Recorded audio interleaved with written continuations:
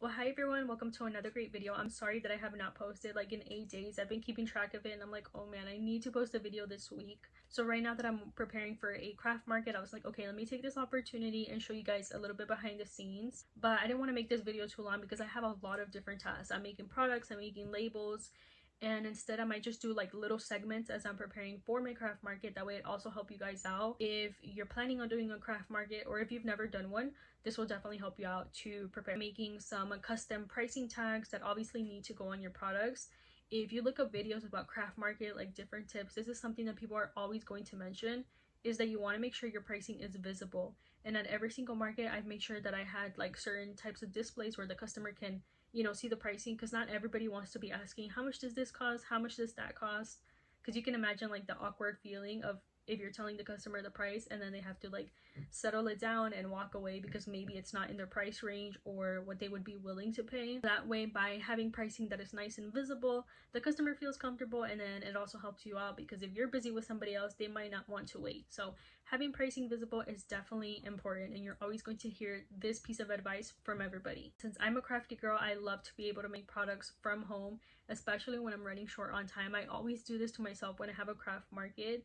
I know about it like months in advance, or at least a month in advance, and I'm always like, okay, I'm gonna try to get all my materials, everything I need in advance, and then I wait last minute, and this market is only 1 week away, so I really don't have enough wiggle room. Even if I wanted to order like custom pricing labels online, it would take me like a week to get it, and I have a week before the market, so that would not make sense.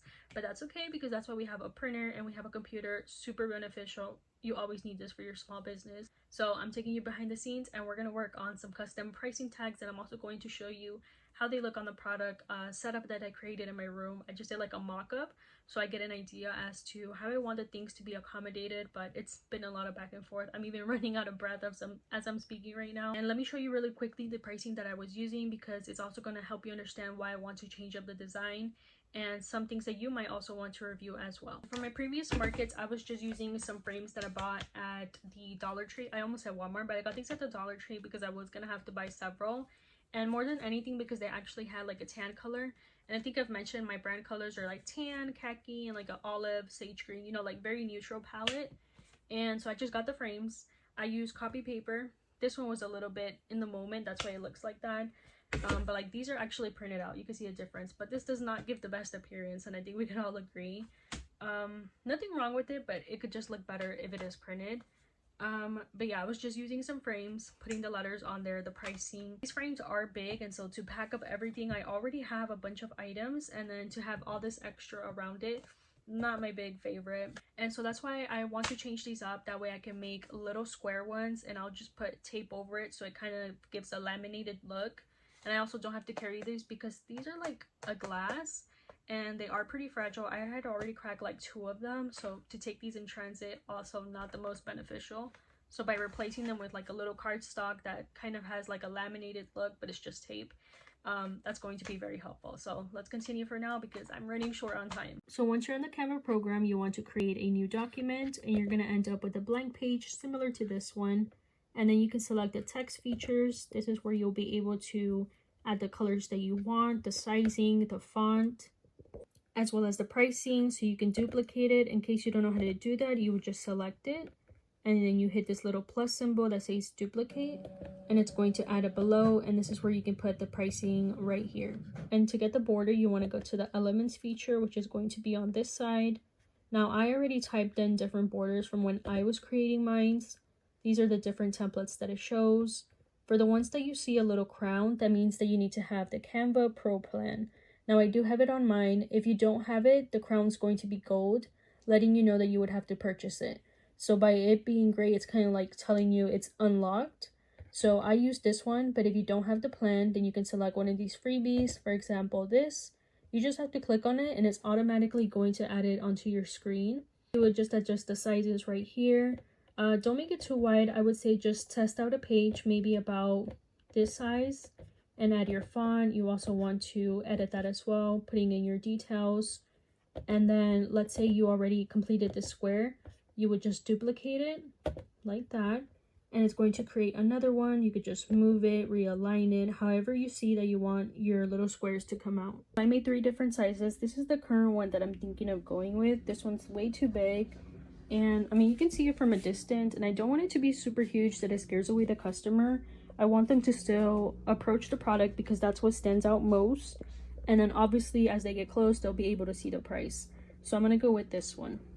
Came to doing my own. I did a trial page. That was my page 9, and then once I figured out the sizing and manipulated it a little bit, my page 10 is my final draft, we could say, and that's the one that I used to print out. Okay, sizing is good from the sides, it's not cut off, because really I only need this border, so either way I would cut off this small strip right here, so they fit good on both sides. Here's our page. So good already. I cannot wait to cut this out, so let me go ahead and get started on that. I don't know why I was looking for my scissors when I have the roller cutter and I also have this ruler. It has been so helpful. I don't know how I used to do crafts without it. But let's go ahead and get these edges nicely done. I'll probably start off with the top. So really quick. Any small pieces that are left over, I'll go ahead with the scissors on that part.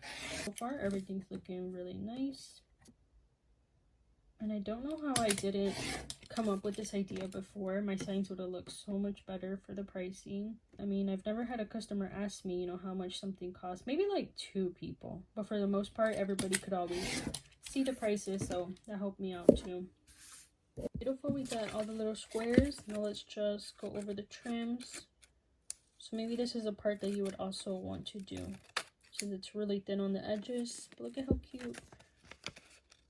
Probably have to do like 3 more of these square templates. Let's see, because I wanted to make maybe some sunglass pouches just so I could have a little bit more variety of products. But as you can see, I mean, I already have several, but I've never sold sunglass pouches, so maybe trying a new little hobby out, see how that does. One of the difficult parts about doing markets is knowing how much inventory to take, or what exactly do you want to bring with you. I think I have the hardest time with the t-shirts, especially with sizing. It's usually like medium and extra large that does well, but then in certain designs people want more smalls, so I'm like, what do I do? Like, I can't bring so much inventory because it's really heavy, all the t-shirts. But then I also don't want to bring too little and then have to tell the customer like, oh, sorry, I ran out. Because usually after people ask and it's sold, they just like move on. They don't really look for another product. But I'm hoping and praying that everything does go well with this market, because clearly I'm preparing a lot behind it. I'm going to take these new labels. Let me locate it, kind of like if I was already at the market. So glass tumblers, bookmarks.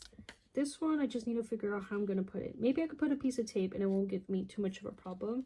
But for now, just so I could zoom out. Oh, I can't even balance it. Okay, we're going to leave it like that. This is so far how it's looking. Super pretty.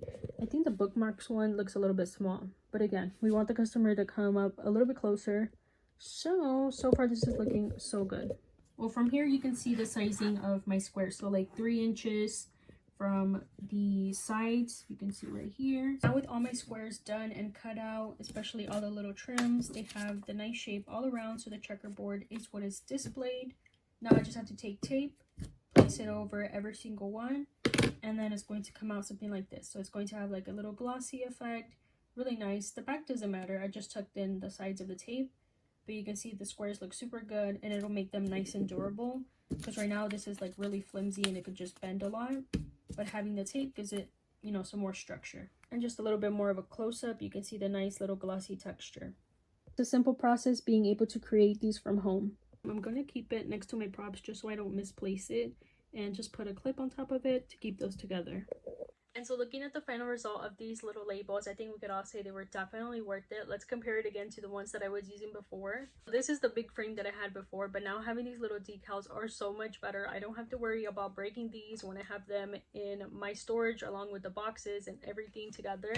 But now I can put these little simple ones. I can keep them in a small folder, and they came out super cute. They have like a nice laminated look. And I would not suggest making this too big because you can scare off the customer, but at least have your titles and your pricing at, you know, a good mid-size, just that it's visible for the customer. Again, pricing is going to help you out so much if you are planning on doing a craft market, or if you've already done one but you also want to improve, like the same way that I did with the frames that I had before, and now having these little useful pieces. Again, it's just a matter of being creative, and you're able to make things from home. All you need is a printer, a laptop, the Canva program. Even if you don't pay for the subscription, you may be able to find other little borders that are free that you don't have to have the plan for. If you do have to purchase a subscription, it's like $15 a month if I'm not mistaken. I use it a lot, especially creating little products for myself, for my business, so I would definitely recommend it. Now, because we're short on time, I have to end this video, but I hope you guys were able to learn from it. I'm constantly, you know, searching up videos and ideas. I love to learn as well. Hope you guys have a great day, and God bless you.